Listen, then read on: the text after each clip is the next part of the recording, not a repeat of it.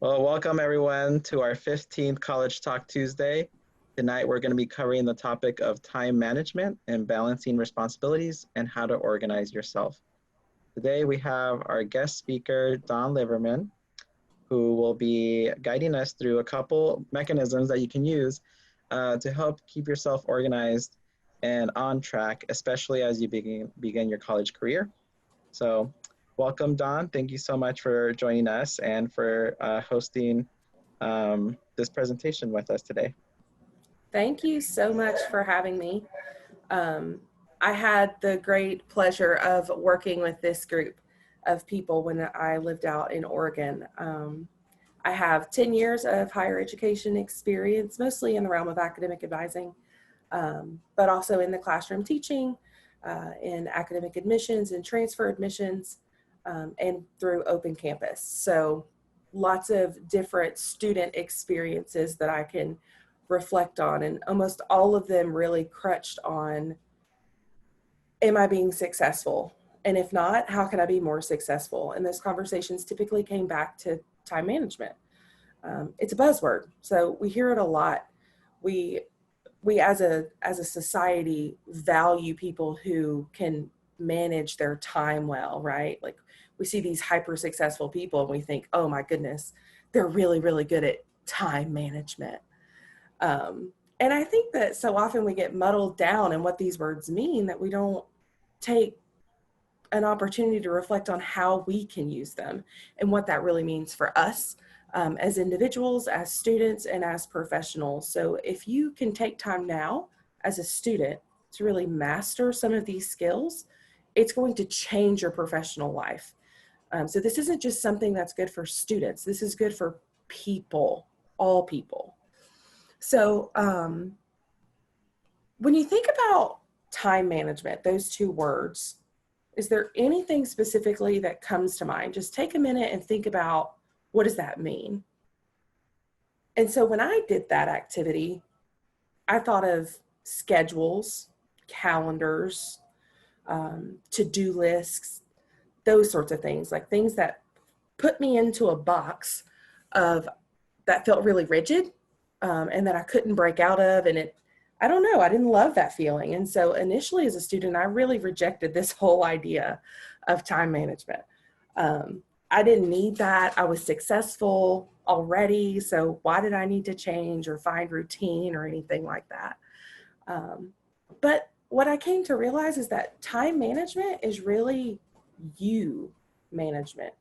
So figuring out what to do with yourself. We have a finite number of hours in the day, so time doesn't change. We all have 24 hours, and some of those hours are going to be completely dictated for you. You can't do anything about them, right? So there's going to be times you have to go to class or work or both. There's going to be times you have to sleep. That's pretty important. Actually, you'll fall asleep if you're not getting enough sleep, so you're going to sleep even if you don't want to. And then there's like random life activities that happen, right? So you have to drive places. There's travel time. You got to eat. Eventually, you're going to have to go to the bathroom. All of those things throughout the day are going to take up some time in your life. So if you think about that structure, we're really only talking about 7 hours a day that you control. When you think about your 24-hour block, you're sleeping for 8, right? I mean, pretty close to 8. You're going to school for 8-ish or studying. You've got those other tasks, 7 hours. That's all that's left. So when you break it down like that, what are you doing with those 7 hours? Where are they going? So I think really when you're thinking about time management, you have to do a study of the time that you're already using, because you're already managing your time. It just might not be as effective as you want it to be. So luckily, a lot of our app providers and phone providers have given us this really nifty tool called Screen Time that will tell us exactly what we're doing with our time. The week that Animal Crossing came out, I got this notification from Apple that says, congratulations, you've reduced your screen time by 24% this week. And I was like, no, I just switched to another screen. But my phone didn't know that. So if you could just take some time to look at where you're spending those 7 hours, look and see how much time you're spending texting or mindlessly scrolling Instagram or chatting on Discord or whatever you're doing on your phone. Take that into account. It could feel like 5 minutes. It's not a big deal. Like, I only played Candy Crush for 5 minutes. But if you do that 10 times a day, that's a whole hour. So little things really add up. And so if you can take some time to evaluate what you're doing with your time now, it's really going to help you prioritize and be more effective at your time management later. So that's really the first place to start, because you're already doing those things. You're already managing your time. Now we just need to make a list so we can shuffle it up and put the things that need to be done on the top and give some time to the fun stuff a little closer to the bottom. So really the point of time management is you need a goal, right? What are you trying to accomplish with this task, with this whole restructuring of your schedule in your life? If you don't know why you're doing it, you're not going to stick to it. You're just not. So maybe your goal is to feel less stress as you have deadlines coming up, or your goal is to stay on top of assignments so that you're not turning things in late all the time. Or maybe your goal is to study a little bit every day so that whenever you have a test come up, you're not cramming and, just studying for the test, not keeping any of that material in your head after the test is over. All of these things are good goals, and maybe all of them are goals that you have, but you need to determine what you want to get out of it, because that's going to help you prioritize the list that you're going to make of all of those things you're already doing. And then the next thing you have to do is find a tool that works for you. Time management doesn't happen in your head. It's never going to happen there. If you can keep things in your head, that's great. I know you genuinely feel like you've got it all together, but I guarantee you're forgetting things or you're not being as effective as you could be. So find a tool that works for you. It can be digital. It can be analog. It doesn't matter. It can be an index card you keep in your back pocket that you update every day. It can be an app on your phone. Doesn't matter, but you've got to find something that is structured and works for you. And so I love that you said that, Dawn, because yeah. I had a conversation about this after college with one of my who was putting a presentation together kind of like this. And she had an ask for other college students or alum to say, what was your method for time management? And she got a lot of great responses from young women about the different types of planners that they were using or the formats, but none from young men. And so she actually called us out and she said, I know there's a lot of you who are seeing this. Please respond and let us know what your methods were. And it was interesting to see that, because almost all of us said we didn't use planners, even though the college gave us free planners every year. And I always thought I was going to use it. I never did. And it sounded like none of the other guys were actually using them either. So I thought that was kind of interesting, the contrast, the difference between the young men and the young women. And I actually thought about it, and I was using my calendar on my phone as my planner, basically, just scheduling things I have to do at specific times, and then sticky notes, which is I would not say it's the best method. I wouldn't recommend it, but I was using a lot of sticky notes and just little notes throughout my binders, my notebooks, depending on if it's for a certain class, I would put in a certain area. If it was for extracurriculars, I would put in another area. If it was social and something else, and they were all over the place. But I knew that's what worked for me, because I knew exactly where to find my notes for certain things. So I knew where they were, and that worked for me. But I think everyone does have their own way. I just never developed, I was never very intentional about how I was going to do my planning. I just knew I had to do something. And so I kind of just did what I had on hand, with sticky notes or notebooks or my calendar and my phone. So yeah, I love that you mentioned that. I'm actually curious to see what the other folks on the call use as their preferred method for keeping themselves organized. So I use a mix in my life because I'm on the go constantly. So my digital calendar is extremely important, especially for future planning, like months out.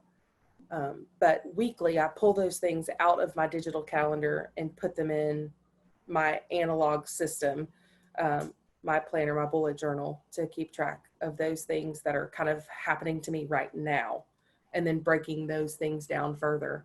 I've just found that process works the best for me. So it's a mix for sure for me. I use both as well. I like to use my digital calendar. And then I also do this brainstorming process. I use an Excel spreadsheet and just kind of free flow what I need to do and when I think it's due. And then I sort it by date due. So first I just brainstorm. So the thing I need to do, maybe some more details, and then when it's due in another column. And then I can sort by date due.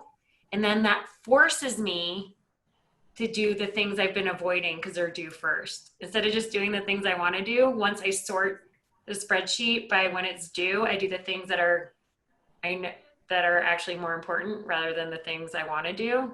And I'll even print it so I can scratch things off my list and feel like I did something. Is there anything more satisfying than checking off a list? Right. No, it feels really, really good. That's so I think a mix of tools that you find useful is really helpful. When you're doing your brain dump into your spreadsheet, do you ever do you save those spreadsheets? Do you go back and use them for anything, like logging of what you've done for the year or anything? What? Yeah, there's all sorts of notes on it. I have like a whole stack of these. And then sometimes things from this go on to the next one. And then I remember I love that. I wanted to be on my youth web portal team right here. They become living documents, and then I transfer things onto the new one. Do you ever look back through them and just feel hyper accomplished? Like, oh my gosh, I'm incredible. Yeah, or sometimes I'm like, oh, I never did that. Well, that means it must not have been that important. It never happened. It was taking up room for no reason. Are there any tools that you have been interested in that you just haven't tried yet, or you thought, dang, that's wicked smart, but I don't think that would work for me? For me, I tried to do the bullet journaling on an iPad. No, I talked to you about that for a while. I was so excited. I tried really hard to get switched over, and it just never worked for me. In theory, when I see you, Dawn, and I know it works really well for you, it looks so cool and so organized and amazing. And yeah, for me, it's just, I think I'm still using my sticky phone note calendar. method. Well, it's more digital now than it was in college, but I'm still keeping like a note, like I have a separate note, but even in the calendar, within the calendar event, I create a note. And so a lot of times I have a little to-do list in that note. And I have like a deadline, or I use exclamation marks. To me, is like an exclamation mark is me telling myself, you better do this. And that's communicating to my future self, this has to get done. Is if there's an exclamation mark, I know I need to do that. Yeah, that's where my highlighters come out. If you see highlighting in my bullet journal, it's serious. Yeah. That is definitely something I've been avoiding for a while. Oh, this is my live and die by. Look at the flaming chiclet. Oh, yeah, isn't he cool? Love him. Get onto the iPad bullet journaling, but I still live by what you taught me with a bullet journal. So I have my important first pages, and a lot of that goes into my next journal when I fill this one. So my first pages always have my most important information that I want to transfer into my next journal, and then of course the index, which is the most important piece of my journal, because then I know what things on what page. Then my monthly. So see, I'm doing a pretty good job. Oh, you can't You're see it. doing a really good job. My monthly layout, and then daily layouts, and they all vary depending on my mood. Yep. Sometimes mine are upside down and sideways and backwards, and sometimes they're like I kind of gorgeous. have a thing of yeah, week at a glance is my big thing. And then I'll do like Monday and I'll write all the important things that I need to do on Monday. And then I go in, but sometimes I'll go ahead a couple days. Sometimes I just do it day by day. Sometimes I go in retro, do it. Like we were talking. Oh, wait, Yeah. what did I do yesterday? Oh, all these things. And I go and I make my little check boxes and I still check them off because it was so cool. I And think then one of you my have favorite that. things. This goes in my purse. And I never have lost it because everybody goes, oh, I might lose that. I go, no, I live and die by this. It is in my purse or by my computer, pretty much always. So I never have lost it. And I'm not the most, I mean, I've lost things, trust me, but I've never lost a journal. One of my favorite things to have heard, I think it came from Dawn in one of your presentations, was that you could tell, like someone could tell you a date and time in the past, and you could go back and tell them what you were doing on that day. Same. And that to me is just incredible because I hadn't thought about ever doing that. And looking back into my own calendars and seeing, 3 or 4 years ago, it's almost like your own like memories thing, like social media has like the memories on this day, it tells you what you do. Yes. You're kind of creating that for yourself, but with your own like schedule and to-do list and planner. You know what's really funny is the institution I worked at before I worked with y'all hit me up actually about a year ago. It was really funny. One of my previous bosses said, do you remember when we met with the architects when we were building the School of Nursing, and we met with Catherine and the architects and the fundraising chair? And I said, no. I mean, yeah, I remember the meeting, but that was like 5 years ago. And he goes, I know you put that stuff in your book. Will you please go get that and take a picture of it and send it to me? And some funds had been misassigned in a budget. And so there was some wonkiness going on. But I had in there how much we had talked about that day, and they used my bullet journal to fix the budgets from 5 years ago. Oh, How wow. wild is that? Wow, that's incredible. Yeah, I'm like, I guess I can find that. It's probably somewhere. I don't know. I've moved twice since then. So yeah, it is pretty cool to have like this life archive. The next part of time management is really understanding who you are. Because the type of person you are is going to dictate what kind of time management strategies you might want to put in place. So I've broken down some personality types that I see pretty frequently, both in higher education and professionally. There's basically 4 types of people, right? So there are the fire putter outers. So they are constantly in crisis mode. Everything they have to do is like, it has to be done right now. They're freaking out. Their anxiety is like super high. When you're near them, your anxiety goes up, your blood pressure goes up, and you're just like, oh my gosh, I need to help them get this done because they are about to have a heart attack. No, they live their life in that state. They're probably fine. But if you see yourself in that description, there are some strategies that you can put in place to help your time management go a little bit smoother. So you might want to start each and every day with a 30-minute planning session. Just getting down everything you need to do for the day. Feel that crisis up front. Do it in private. And then take each one of those things and prioritize it. Find the top 3 things you have to get done today. And if the rest of your list doesn't get done, let it go. It's okay. Do it tomorrow. And it might be helpful if you physically write this down rather than using something digital. And I say that, especially like if you could keep it like on a note card or even a sticky note, anything you could keep with you that you can constantly pull back out and refocus. Because what people like this tend to do is they take on other people's crises.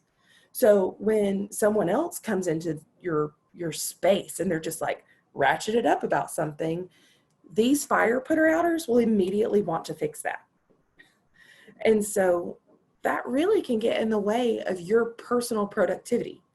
And so if you find yourself doing that, put that sticky note somewhere where you can see it, that index card like propped up on your laptop, or that widget that constantly stays open on your tablet that just says, hey, don't forget, you have these 3 things. These are your things today. And it's not always going to be perfect, and that's okay. But I think the more you know about yourself and the way that you respond to new tasks coming in daily, the better you're going to be able to tackle those things and approach them in a way that is efficient. So that's one type. Those are my type A kids. Those are like pre-nursing students, pre-med students. You know those kids.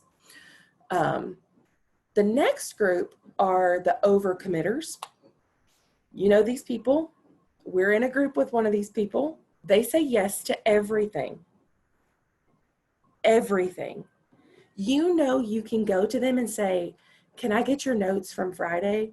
And they're going to give them to you. But they're not just going to give them to you for you to copy. They're going to make a copy for you. And they're probably going to put some extra highlights in it because you might not understand their notes. And then they're probably also running for like school board and beta club president, and they're the kicker of the football team, and they're also in marching band. I don't know how they play football and march at the same time, but they're probably doing it. Those people are exhausting. I don't know how they get anything done. Yes. And so the strategy, if you see yourself in that kind of bubble, is number one, everyone probably loves you because you're probably one of the most dependable people they've ever met in their life because you always say yes to things. The strategy you want to use here is to kind of look out at the bigger picture, because when you're committing in a moment, you feel like, oh, I've got 5 minutes now, or that's only an hour a week. But if you're not looking at the bigger picture, then you can easily overtax yourself beyond the hours that you have available to you. So if you are this person, you might do better with a monthly view of everything that you have to do, so that you can see what days have 94 things on them, or what weekends are already committed, or how many different after school meetings you have, or like a bigger picture is probably a better way for you to be able to say, you know what, I really can't do that. That's really not something I have time for right now. And it would give you more time to play Animal Crossing, which is really important. You need your island to have 5 stars. It's very important. And fun. And so fun. So the third type of person that I'm going to describe are those super laid back, always happy, fly by the seat of their pants kind of people. I call these don't worry, be happy people, because it doesn't matter what mode I'm in. This person is always like, it's going to be fine. We'll figure it out. This is probably also the person who says something like, did anybody die? Okay. These people are on another level. So I think that there are opportunities that these people really are needed in the group setting. And if you see yourself in this, you're probably one of those people who have 30 things that are all started, but none of them are finished. And you don't think to go back to them until there's a deadline.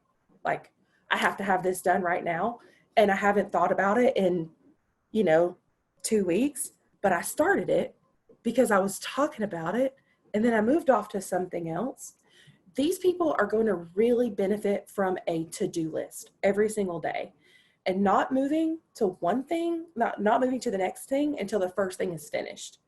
And that is going to be a really hard structure for this type of person to live in, because it is against everything that they hold near and dear to who they are.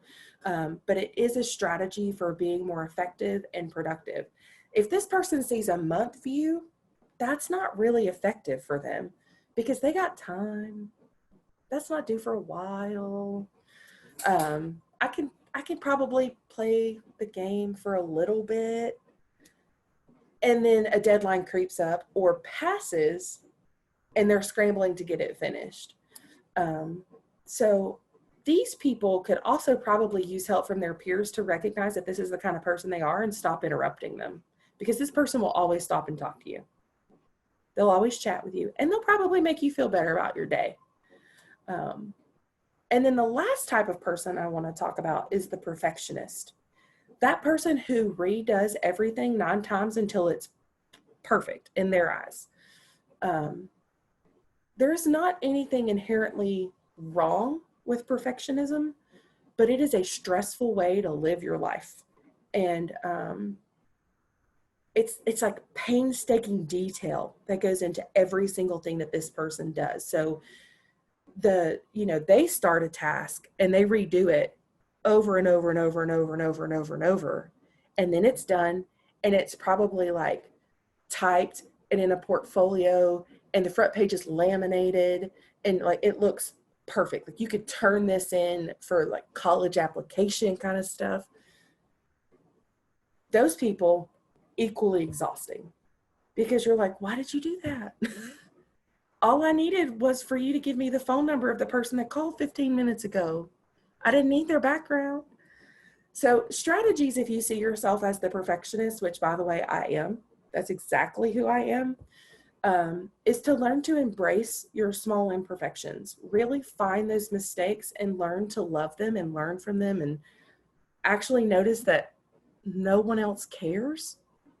When you get to the point that you can realize that the only person who's giving any sort of kicks about what you're doing is yourself, then you can move on to the next thing.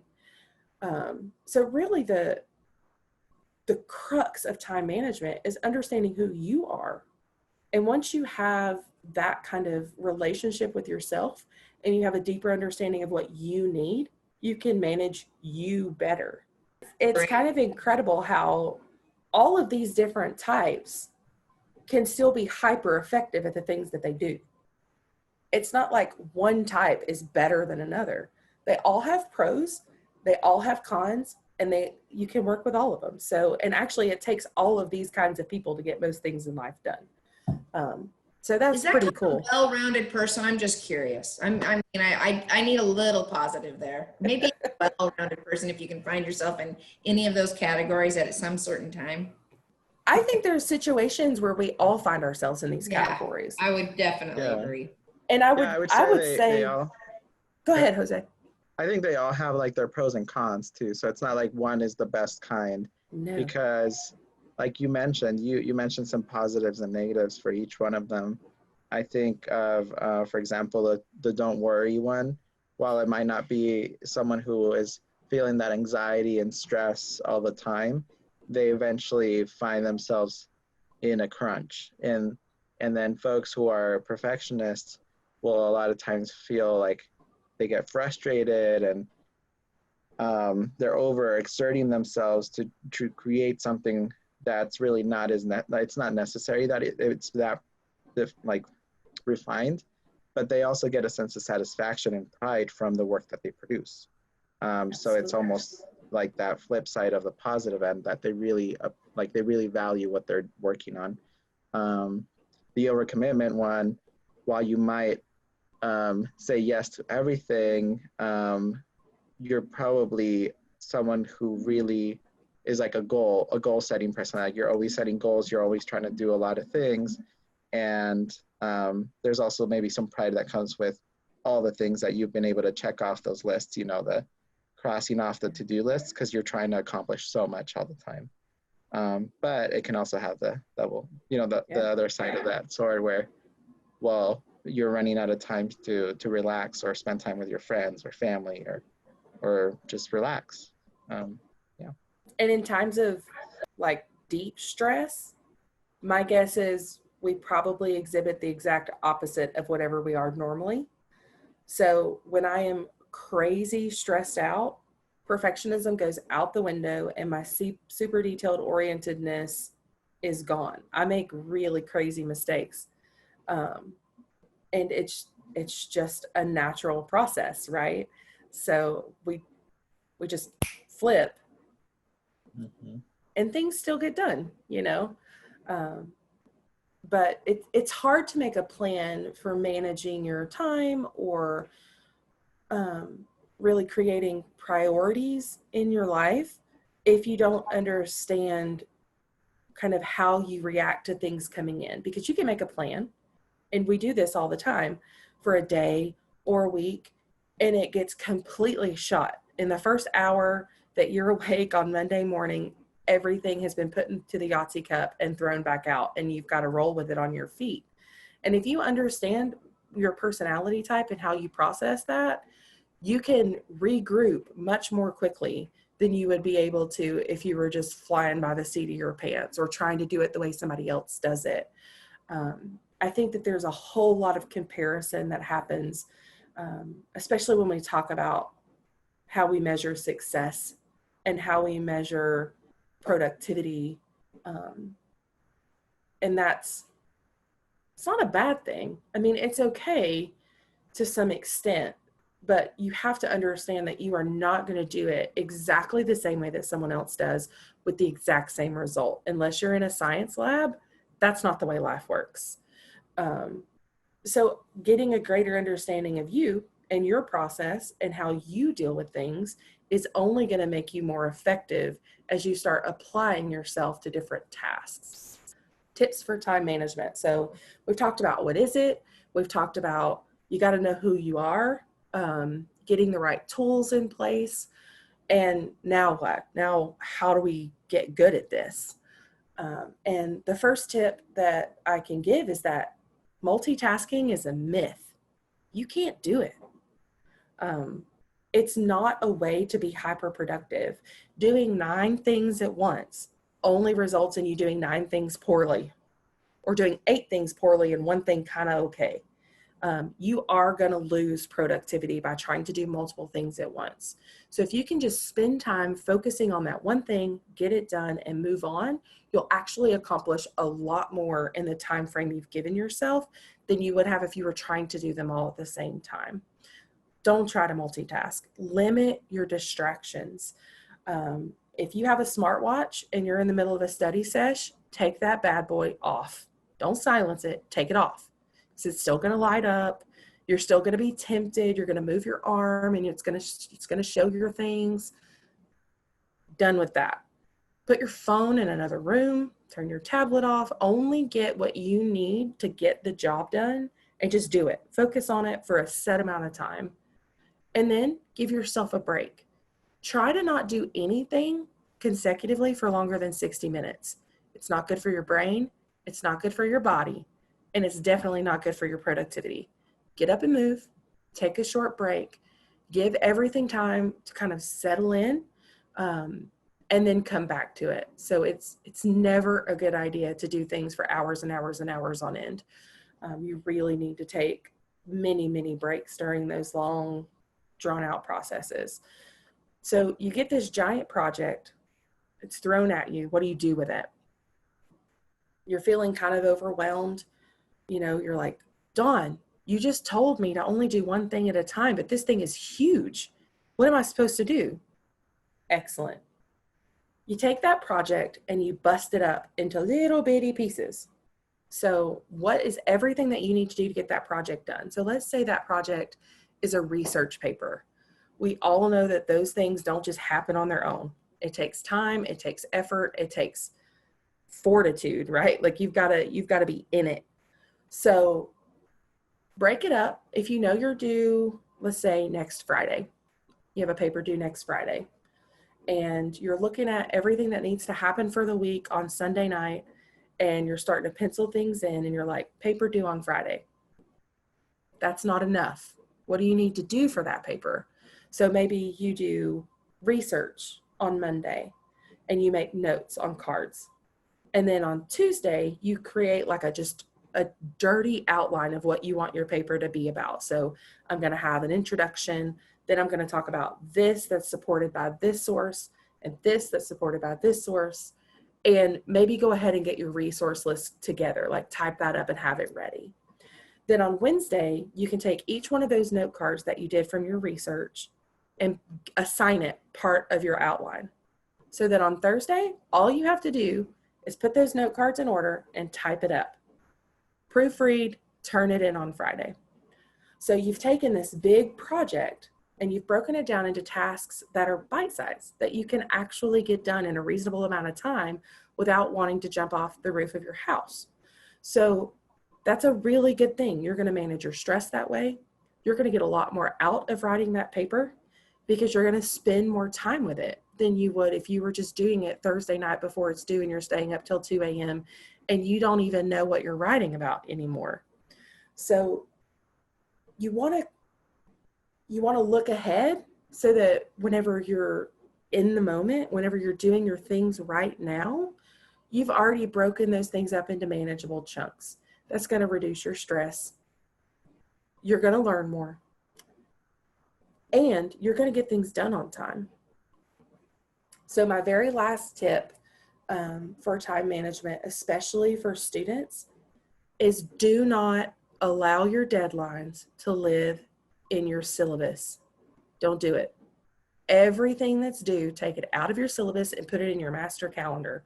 Whatever that tool that you decided you're going to use is, get it out of your syllabus and put it into that tool. And I can already hear you saying, but what if they change a deadline? Okay, go into your calendar and change the deadline. But when you leave everything in your syllabus, you run the risk of missing it by complete accident, like with the best of intentions, like, oh my gosh, I totally forgot that was due, or you overlooked it because your teacher gave you 9,000 things in their syllabus and it's like this thick and no one's actually reading that. And you just missed it. And then you go to them and you say, I didn't know, can I turn it in late? And they say, no, because you've known for 5 weeks. It's been in that book I gave you. So don't put yourself in that situation. And when you see your friends doing that and they have like this really ratty piece of paper that you can't read anymore because they keep pulling that syllabus in and out of their folder and then they've lost it and half of it's chewed up, you could be like, you know what? If you put all that in one calendar, you wouldn't have to ask me when something's due. So then you're giving it back. You're paying it forward. And people are going to start looking to you for tips on how to be better with your time and how to be more organized and why you're not stressed. And, oh my gosh, how did you remember that was due? And especially as you start applying to colleges too, put that stuff in your master calendar. Like, oh, I've got to send transcripts. I've got to make sure that I sign this paper and I need to do this housing waiver and all of these things that happen with college admission. Put that stuff in your calendar. Whatever tool that is that you're using, put it in there. And then you're less likely to be that person that has to wait a semester to go to school because you didn't get something turned in on time. Well, those are all the quick tips and tricks and hacks I have. I think all of this is really great advice, and it's something to take with a little bit of patience for yourself when you're starting to use it, because it takes practice. Yeah. I think my biggest mistake when I first started to organize myself as a college student was that I started creating this calendar and putting deadlines and stuff for myself, but then I wasn't checking it. I was like, I'm done. I created my calendar. But then if I didn't go back and check it, I wasn't aware of when my upcoming deadlines were, because I was like, well, I did my job. I put it in my calendar. But then I need to check it probably on a daily basis so I know what's coming up this week or this day or this month. And I think that's where it's a habit. It's a habit you build over time, and you find what works and what doesn't work for you. And you can address that as you go along. But yeah, it's definitely a habit that you build over time. You have to practice. And I really love your advice about not keeping things in a syllabus, because I do remember that being an issue, getting, 4 or 5 different syllabi and having so many different formats in which the professors would put that on a syllabus, and then having to go back and look for that each time instead of having it all for all my courses in one place. So I really love that advice of having it all in one place and not having to go always back and look at that piece of paper that we got at the start of the term. Yeah, I think that's like task number 1, first week of school. Look through your syllabi, put all that stuff on your calendar, and then that's your go-to place for all your deadlines.